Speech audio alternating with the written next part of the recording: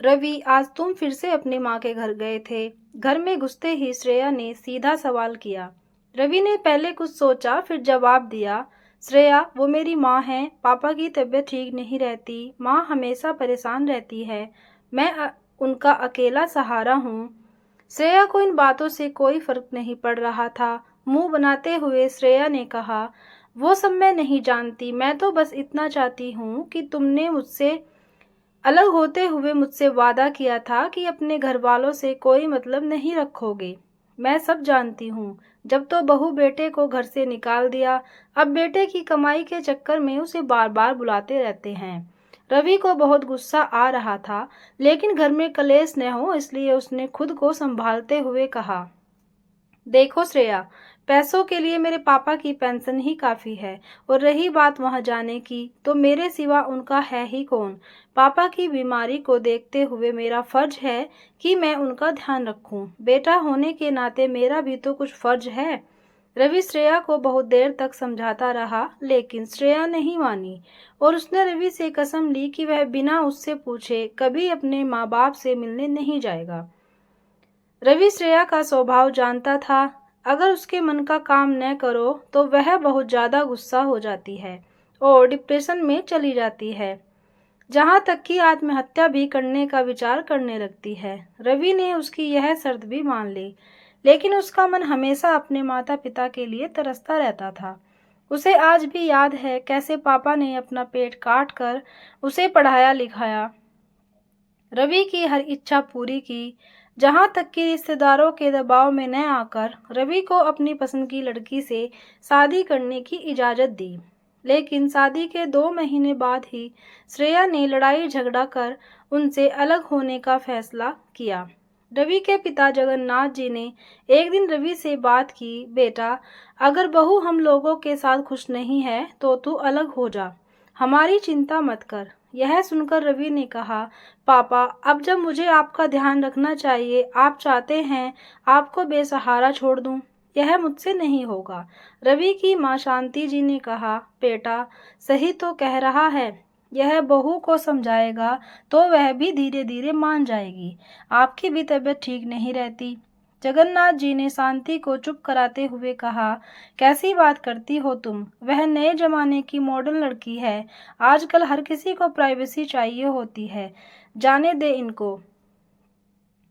बेटा रवि, तुम बहू को लेकर जहां वह जाना चाहे चले जाओ, हमारी चिंता मत करो। रवि अकेला टेरेस पर खड़े होकर यही सब सोच रहा था। तभी फोन की घंटी बजी। दूसरी तरफ माँ थी। उनकी आवाज़ लड़खड़ा रही थी, बेटा, रवि न जाने तेरे पिता को क्या हो गया। मैं इन्हें हॉस्पिटल ले जा रही हूँ, तू जल्दी से आ जा।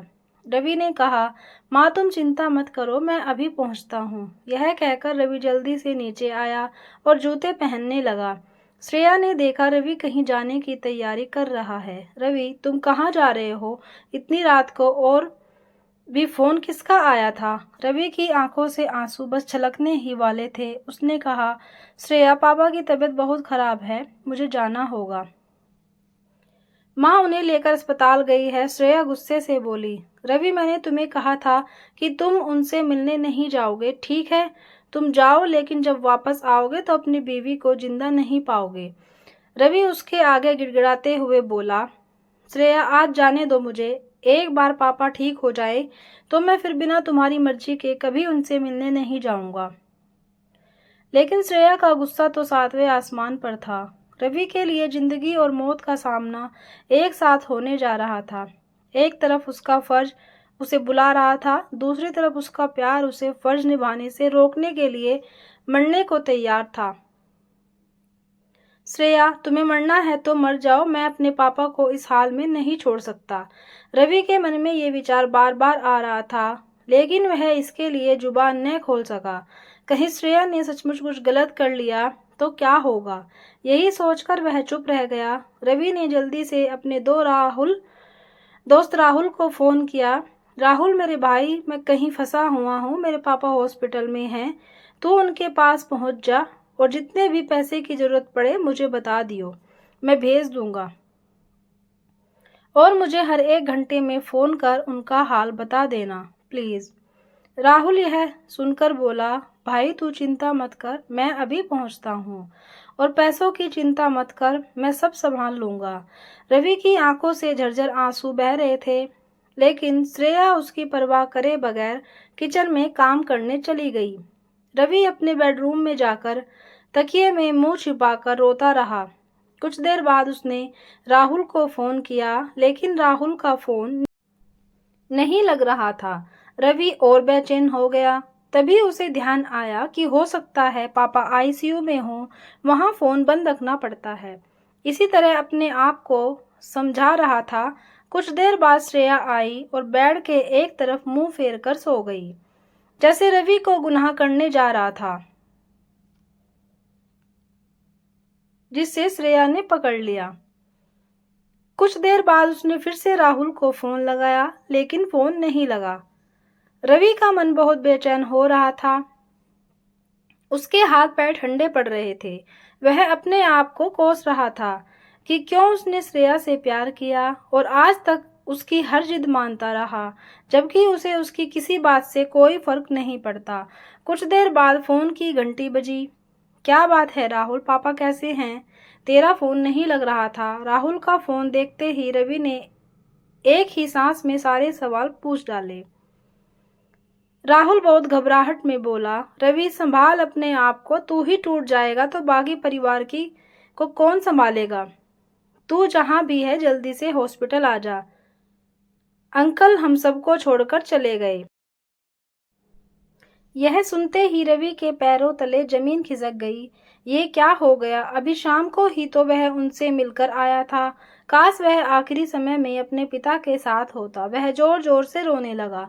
उसकी आवाज सुनकर श्रेया उठी और पूछने लगी, क्या बात है रवि, तुम क्यों रो रहे हो? रवि ने उसे झिड़कते हुए कहा, सब खत्म हो गया श्रेया, मेरे पापा भी और शायद तुम्हारा मेरा रिश्ता भी। यह कहकर वह तेजी से बाहर निकल गया। श्रेया भागती हुई उसके पीछे रवि रवि चिल्लाते हुए भागी। लेकिन इससे पहले कि वह कुछ कह पाती, रवि वहां से जा चुका था। श्रेया की आंखों से टप टप आंसू बह रहे थे। कहीं अब रवि उससे नफरत तो नहीं करने लगेगा, कहीं उसे छोड़ तो नहीं देगा, यही सोचकर वह रो रही थी। अगले दिन रवि के पिता के घर पर सारे रिश्तेदार इकट्ठे हो गए थे। रवि एक तरफ कोने में गुमसुम बैठा था। तभी वहां श्रेया आई। उसने रवि को देखा, लेकिन रवि को तो जैसे होश ही नहीं था। फिर वह अपनी सास से मिलकर रोने लगी। उसकी रोने की आवाज सुनकर एक बार रवि ने उसकी ओर देखा और नजरें फेर ली। रवि ने भारी मन से अपने पिता को अंतिम विदाई दी। आज उसके पिता को मरे 5 दिन हो चुके थे। इन 5 दिनों से श्रेया भी वहीं रह रही थी, लेकिन रवि ने एक बार भी श्रेया से बात नहीं की। यह बात शांति जी अच्छे से नोटिस कर रही थी। जगन्नाथ जी की 13वीं के अगले दिन शांति जी ने रवि और श्रेया को एक कमरे में बुलाया। रवि श्रेया को देखकर उठकर जाने लगा। बेटा मेरी बात सुन, मैंने ही बात करने के लिए बहू को बुलाया है, लेकिन मुझे कोई बात नहीं करनी माँ। पापा की बात मानकर मैं गलत हो गया, लेकिन अब मैं आपके साथ रहूंगा, चाहे आप कितना भी कहो। मैं कहीं नहीं जाऊंगा और इसे जहां जाना है चली जाए। यह सुनकर श्रेया रोने लगी। शांति जी ने उसे चुप कराया और कहा, बेटा ये 2 चिट्ठी तेरे पापा तुम दोनों के नाम से छोड़ गए थे, एक तेरे लिए और एक बहू के लिए। रवि ने जल्दी से चिट्ठी माँ के हाथ से ली, जैसे उसके पापा को पाने का मौका मिल गया हो। उस चिट्ठी में लिखा था, बेटा मुझे मालूम है कि बहू हम दोनों के साथ नहीं रहना चाहती, लेकिन मुझे पता है मेरे जाने के बाद तू माँ को अकेला नहीं छोड़ेगा। फिर से इसे लेकर घर में कलेश न हो, इसलिए मैं तुझसे एक वादा लेना चाहता हूँ कि अपने पापा की अंतिम इच्छा पूरी कर और बहू का कहना मानकर उसके साथ चला जा। तेरी माँ के लिए मैंने पहले ही वृद्धाश्रम में इंतजाम कर दिया है, वह वहाँ सुख से रहेगी। कभी कभी उसे मिलने चले जाना। अगर तू मुझे प्यार करता है तो मेरी अंतिम इच्छा जरूर पूरी करेगा। इधर श्रेया ने भी अपनी चिट्ठी खोली। उसमें लिखा था, बेटी तू चिंता मत कर, मेरा बेटा भावना में बह जाता है, मैं जानता हूँ। वह मेरे बाद यहाँ रहने की जिद करेगा, तुमसे लड़ाई भी करेगा, लेकिन तू चिंता मत कर, मैं चाहता हूँ तुम दोनों हंसी खुशी रहो। मेरी चिट्ठी पढ़ने के बाद वह तेरे साथ चलने के लिए राजी हो जाएगा। मेरा आशीर्वाद हमेशा तुम दोनों के साथ रहेगा। चिट्ठी पढ़ते ही श्रेया रवि के पैरों में गिर गई। रवि, मुझे माफ कर दो। ससुर जी जैसे देवता को मैंने उनके बेटे से अलग किया। इसकी सजा मुझे मिलनी ही चाहिए। तुम मुझे तलाक दे दो। शांति जी ने श्रेया को उठाकर गले से लगा लिया। खबरदार बहू, जो फिर कभी ऐसी बात कही। तुम्हारे ससुर जी का एक ही सपना था कि तुम दोनों सुख से रहो। आज वो तुम दोनों को देखकर कितने दुखी हो रहे होंगे। श्रेया शांति जी के पैरों में गिर गई। माँ जी, अब मैं हमेशा आपके साथ रहूंगी। रवि भी रोकर माँ से लिपट गया। नहीं माँ, मेरे रहते तुम वृद्धाश्रम में नहीं जाओगी।